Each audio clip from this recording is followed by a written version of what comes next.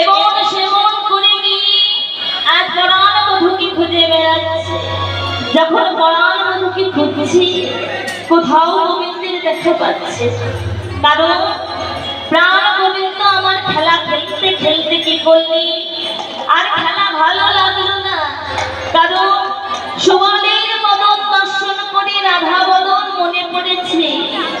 তাই মধুমঙ্গলকে সঙ্গে করে নিয়ে চলে গেলেন রাধা মন্দির দিকে।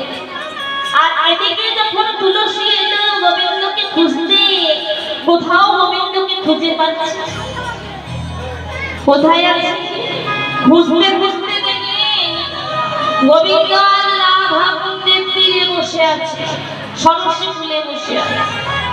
গোবিন্দ আমার দেখলেন বিন্দাদুতি পথ দিয়ে চলে যাচ্ছে।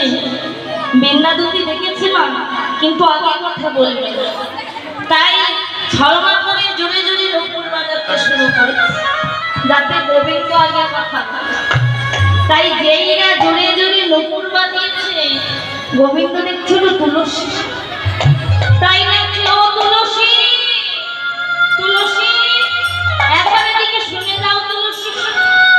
যেই না তুলসীকে দেখেছে তুলসী দেখছে এই সুযোগ।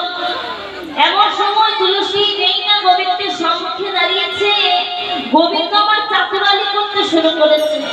চাতুরালি করে বলছে, ও তুলসী কেন শোভাগমন, কেন শোভাগমন, কেন শোভাগমন, কেন শোভাগমন, মনে জীবা প্রয়োজন কেন শোভাগমন, মনে জীবা প্রয়োজন কেন শোভাগমন, মনে জীবা প্রয়োজন কেন শোভাগমন, মনে জীবা প্রয়োজন, মনে জীবা প্রয়োজন, মনে জীবা প্রয়োজন।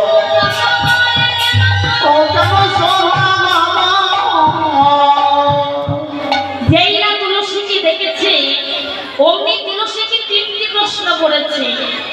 কেন শোভাগমন মানে তুমি বনে এসেছো কেন, বনে কি বা প্রয়োজন, তোমার হঠাৎ করে কি প্রয়োজন হলো, আর অসময়ে কেন সবর।